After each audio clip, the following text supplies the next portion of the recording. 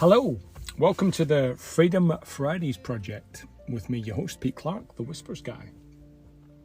If this is your first time listening, this is my weekly experimentation with time and focus. I originally set out to make Fridays my own, and it's evolved into conceptually moving from I have to do this, I have to work, into I choose to. And this is my weekly exploration with time and focus. Welcome to episode 15. Quite incredibly. Now this week I've described this week as being an invisible week. The reason I feel like it's been invisible, I just can't believe where the time has gone. Obviously it's gone no faster or slower than normal, it's my perception, but it feels like I literally at the end of the last recording a week ago, pressed pause and pressed, publish. And I then went on a time travelling expedition, catapulted a week ahead, and here I am recording the next one. It just seems to have gone so quickly. And I know a lot of people, talk about how I can't believe we're now in May and, what's happened to the year. But it does feel like it's been a little bit of an invisible week. We all know the phrase, you get caught up in the busi-ness of life as opposed to the business of life. And that can be a blessing and a curse. But I can't quite believe it's been, for me, such a short period of perceived time between recording the last podcast and recording this one. So anyway, a couple of things to share with you this week. And they're all interestingly tied together to that concept of time just flying by. I wonder how often we say to ourselves and to people, oh, the day ran away with me. The week got away from me. Tragically, the life got away from me, which is partly the reason for all of this stuff. And the first thing I came across was this little phrase that inspiration is free, but application costs. And how I've interpreted that is there are literally probably billions now, little tips, tools, articles, podcasts, TikToks, YouTube videos, Goldcast videos where you can, for free, apart from the time you spend listening and watching to them, be inspired, be motivated, become hopeful, be optimistic. You can get the feeling pretty rapidly and pretty much for minimal effort. But I love the last part of it, and application costs. And what I've observed is the difference between, the good and the great and the average and the exceptional, whatever the delta is, it's the willingness to invest time, effort and attention on the application. It's the willingness to practice something that's a little bit uncomfortable. It's the willingness to find ways to experiment on the edge with things that are new or different or counterintuitive to how you would operate. And I wonder often how much people are willing to pay in their time, in their effort, in their attention to make the changes that they say they want. And I'm in that space with this Freedom Fridays podcast. Episode 15, I didn't even think I would get past 2 or 3. And here I am thinking, is there another way? Is there a better way? Is there more I can do? Is there something different I can do? And linked to something I'll share later is in mentioning to people that I've got a podcast or what's it about is usually the question. And I explain Freedom Fridays project, moving from I have to I choose to. And maybe 50% at least of the people I've talked to have said, oh, I do something like that. And I've been doing it for 18 years. Or we called it Friday My Day. And so it's really inspired me to think about, would it be helpful? Would I enjoy it first and foremost? Would it be beneficial? Would it perhaps provide insight for you, the listener, if I interviewed some of those people? And they're normal people like you and I, not necessarily any global superstars. And that's what I see a lot of the podcasts. It's high profile people being interviewed about their tips, their tools, their strategies to excel on the Olympic field or in Hollywood or, at the highest level of sport or business.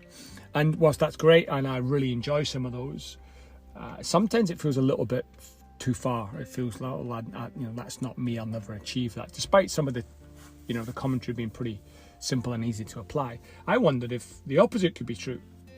Your neighbour is making a big change, and I wondered if we could learn from her or them in some way. So that's my intention, because inspiration is free, application costs, and I wonder what other people have done to pay or invest in making the change from to, what that's cost them. So that's the coming future episodes. The second thing I'll share with you is I've been working on using a visual of the infinity symbol. You know, the infinity symbol just kind of, it's like the figure 8 flat in a different orientation, landscape, not portrait. And the arrows go all the way around, so it's, hence the infinity. Nothing ever ends. It's always, there's an infinity to it.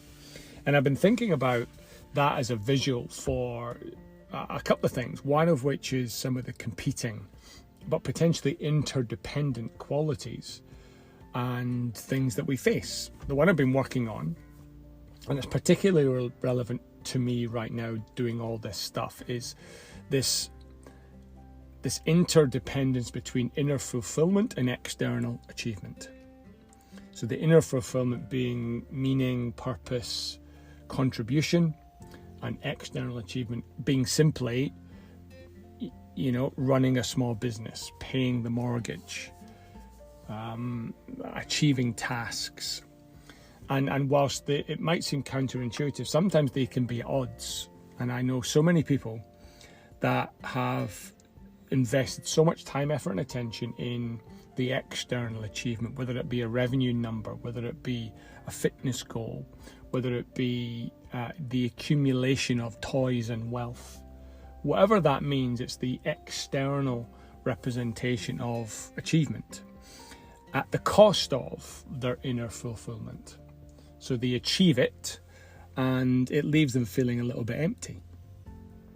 Or the other side, where they're obviously, I know, and you would know people that are fulfilled from an inner perspective. They've got meaning, they've got purpose, and yet in some senses don't feel like they're achieving much on an external perspective. And that external perspective could be an impact on society. It could be an impact on the homeless that perhaps they're working with.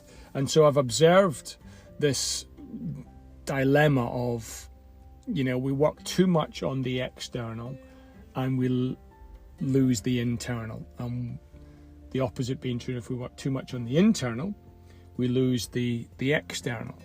And I've been wondering how best to navigate those two potentially competing but interdependent concepts. And it's interesting how, again, even just the awareness of it makes me much more conscious of when I'm over-indexing.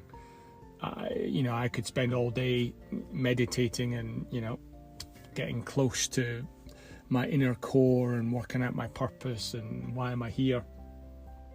And I wouldn't be able to then take the kids to sport. And I could spend all day, working on the business, working on achieving stuff, and at the cost of it not being aligned to what's important for me. So that infinity loop of inner fulfillment and outer achievement, is there a way to navigate both? And it's something I've come across recently. It's not necessarily a problem to solve, but a paradox to manage. You probably will never, and if you do, it'll be moments and momentarily where you achieve balance in those two spaces. And it's always, hence the infinity loop, a navigation of each side of the equation. So I thought that was interesting. And then kind of picking up on that, I was listening to a podcast, and I thought this was really a neat thing to do. It's obviously very subjective, but if you subscribe to the view that we become like our environment, we're partly, our nature is often nurtured, and the nurture part, we're influenced by our surroundings, we're influenced by the people that we surround ourselves with. And I got this little really quick, almost like an internal audit. A guy suggested, think of the 4 or 5 people you surround yourself with. Think of what's important to you. And for him, what was important for him was healthy, wealthy, and wisdom. And score them on a scale of 1 to 5. 1, they're really not healthy. At 5, they are super focused on being their best health self. And I don't know what the number would be, but I can imagine, rating 3 of my friends on those 3 important things. For him, health, wealth, and wisdom. And I doubt if they would score 15, because I certainly wouldn't. I wonder what the number would be, with 9, 3, 3, 3, 3 out of 5 on health, 3 out of 5 on wealth, 3 out of 5 on wisdom. Would that be enough of a conducive environment for me to benefit and build upon? Or would it have to be 12, or would it have to be 14? Would it have to be nudging at least one of those concepts on 5 for me to benefit? And I read recently that some of the best times to make those changes are what are known as fresh starts. And you hear this a lot. You hear people, particularly those that are, from a health perspective, it's a New Year's resolution. It's a new month. I'm going to start from the beginning of summer. I'm going to do it on Monday. I'm going to do it post my holiday, after the break when I come back. There are those moments, labelled fresh starts, when the timing of making the change seems more conducive to happening. And that for me is partly the inspiration part. I'm going to, at the beginning of the year, the first of the month, post my birthday, when the kids have left, when I get the new job, those moments become a catalyst for inspiration, hope, optimism that we can begin anew and develop into something bigger, better, faster, stronger. Of course, the application cost is the thing that will gain momentum. So I thought that was a really interesting little internal audit on your surroundings, in terms of think about what's important to you. Think about the 2 or 3, 4 or 5 people that you spend most of your time with. Rate them on a scale of 1 to 5. It's pretty easy. And if they're not coming up to the number that you expect you to be at, and perhaps want to be influenced by, maybe there's a choice you have to make about some of the amount of time that you spend with them. So that's it for this week. The first thing was inspiration is free and application costs us. The second thing was the concept of this infinity loop, balancing or navigating inner fulfillment and external achievement. And the third thing was this kind of internal environmental audit around the things that are important to you. On this particular occasion, it was healthy, wealthy, and wisdom.